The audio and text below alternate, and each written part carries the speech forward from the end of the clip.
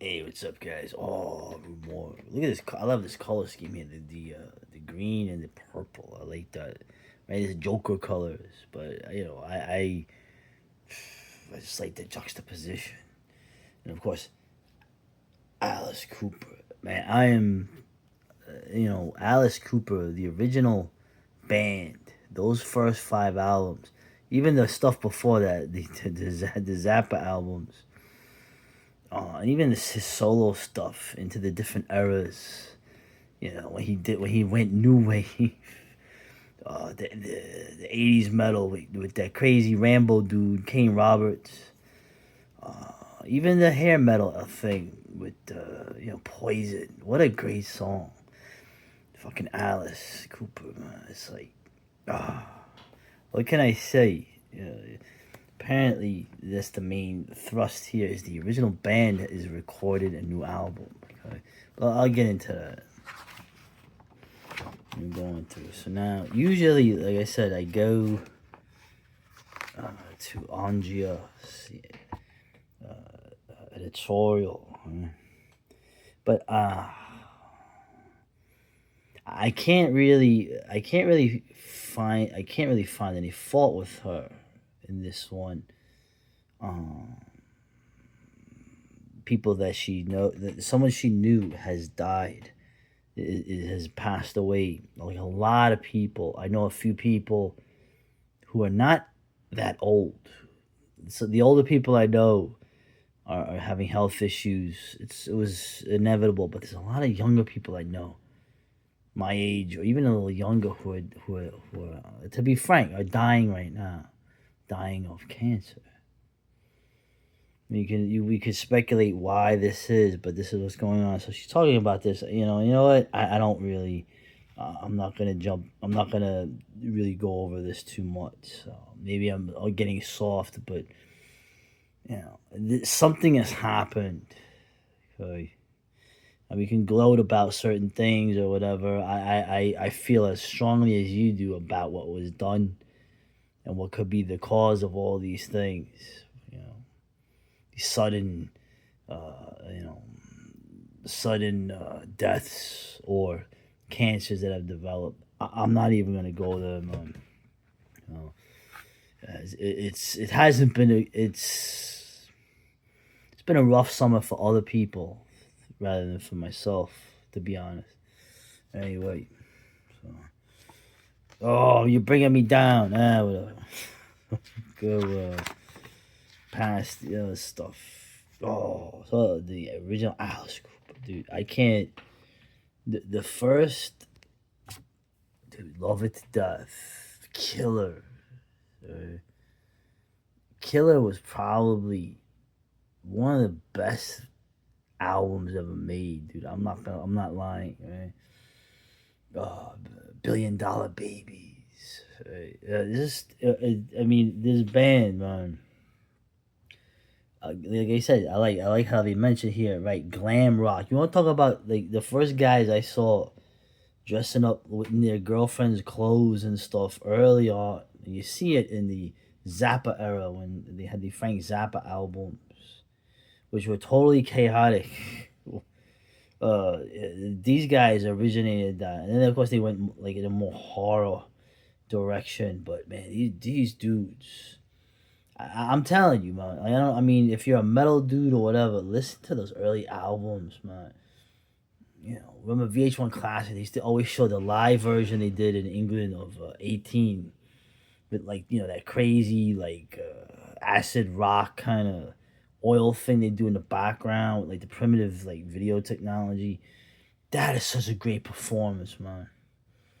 Very dual guitars. You had two guitar players, man. Great bass player Dennis Dunaway. Neil Smith, the crazy ass drummer. I don't know how to explain it. I don't know how to say it to you. Uh, and so they interviewed them. Of course, as a horror magazine, they bring up the ideas. These guys were like, they're monster kids. They grew up as monster kids. They were like monster kid jocks, right? They grew up in Phoenix, although Alice Cooper's dad was from Allentown, right? Which means, what does that mean? That means nothing to you, right? Um, they were like kind of like jocks, but who they were also like they loved horror stuff. They loved all the crazy rock and roll, and you get to see it. So anyway, I'm just that's there's more me pontificating. I'm glad that they got back together. So of course they're rather old. And also Bob Ezra, in terms of the producer, I keep mentioning the producer as like the extra member of the band. Yeah, so this new album should be interesting. Of course, there's a member that's not here. He died. I remember he died. I was living in Pennsylvania for the second time. Yeah, Glenn Buxton. He passed away in '97. So, and I like how they give him credit. They actually did a song where they took Dennis, bass player, had tapes of him on playing on demos. So they actually like took some of those old demos of Glenn playing and put them on the new album. That's really cool, man. That's really cool, man. From tape to digital, you can imagine how they can clean the stuff up now digitally. I like that. I think that was really cool that they did that and they mentioned this guy. So I don't know if anyone remembers uh,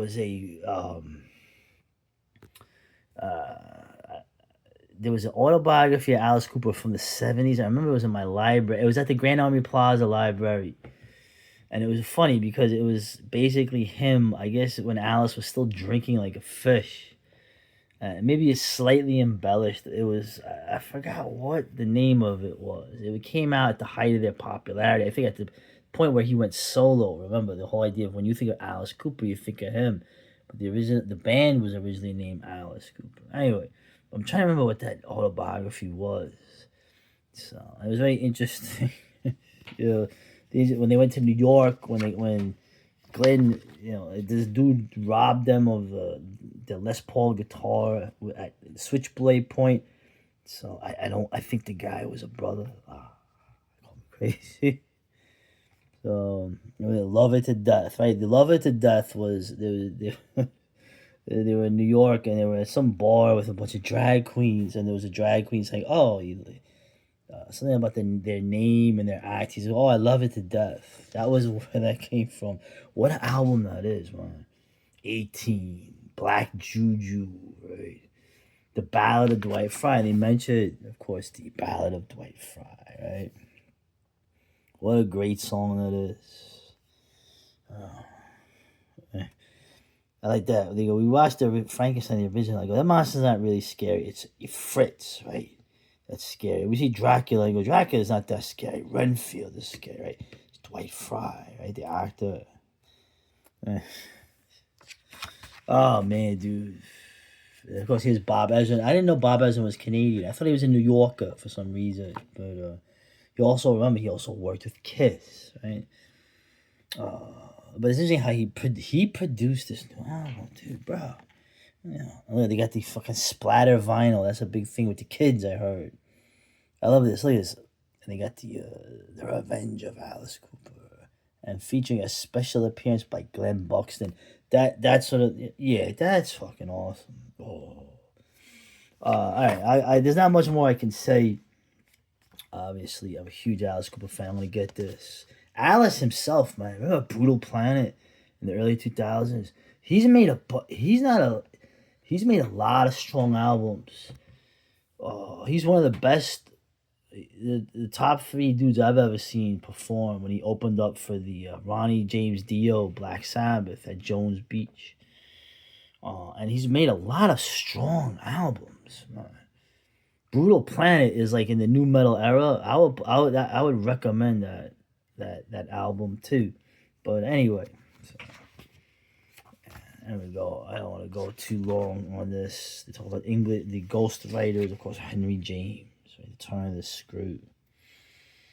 And everyone in their grandmother, like this guy, the writer here, like everyone in their grandmother fights over whether there were any ghosts or is it all just in the governess's mind, right?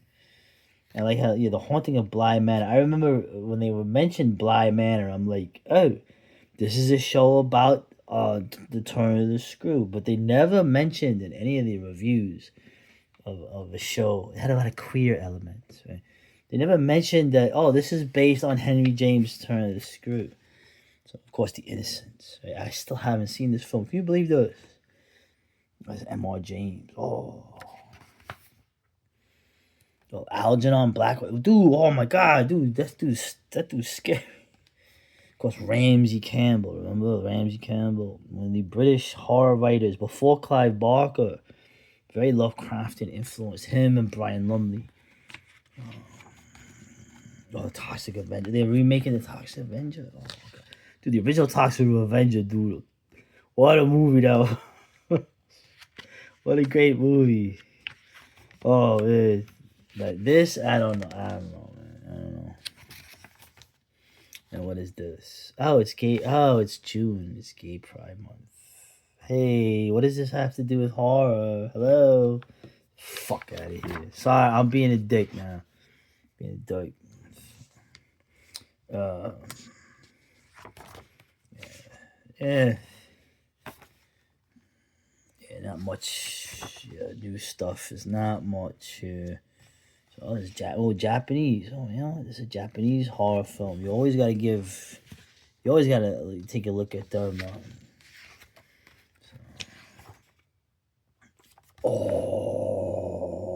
Hell House LLC. Oh, is it making a fourth movie? Whoa, it's fifth film. Whoa, I gotta say, man, Arkham Reporter, man, thanks for pointing out.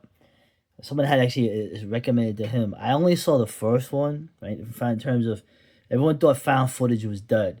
Then they made this film, okay, shot not far from where I'm at, actually. Excellent film. The first one. I still have to see the other one. So,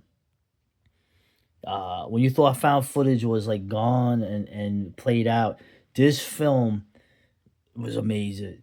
Amazing. So. Remember what the Beyond in VHS? Remember it was Seven Doors of Death. It wasn't called the Beyond. Right? And yeah, wrap this up. I'm not even gonna bother with a lot of this stuff here. Oh, we got queer slashers. Please. We got feminist witches. All right, so amazing. Possession. Well, I went over this film. I told you how great this film was. What is this? The sun also rises on Cthulhu. What is this? This is supposed to be sort of like a mix of, what is this? Ernest Hemingway, The Sun Also Rises. I never read that. This affected young people in the wake of World War One, though. I should look into that. I know For Whom the Bell Tolls. He was a ambulance driver on the Alpine Front, Hemingway. So he was familiar with the Italian army and the Ardites. But you know what? I gotta say, this is actually a good issue. Nothing in here really was like out of. Remember this movie? Fucking Serpent in the Rainbow, Deadbeat at Dawn, Jim Van Bieber. I never saw this, but this is an example of like very grim, gory. I don't know. He made this film, and he made a Manson film, which I never saw. Interesting. Assault on Precinct, I think 13. I tell you, man, music, horror soundtracks. I know Joe. Was it Garden State Gothic? Fucking Jersey. Oh, the Jersey Devil, right? The Pine Barrens. I'm gonna still go over that book about the Jersey Devil. And then that's it. What is a ghost story is better suited to fiction or film. I can't get into this time. So, pretty good issues. Pretty good issue, man. It was so nice seeing Alice Cooper come back, man. So, dude, out there, I want to ask you, best Alice Cooper song ever, Halo of Flies. Someone in the comments, tell me what your favorite Alice Cooper song is, and tell me Halo of Flies is not awesome. No one knows about this song. It's a song about spy. It's based on spy films. But Halo of Flies, I would argue that's like their prog rock song. So, love Halo of Flies. So, to prove me wrong. So, anyway, later.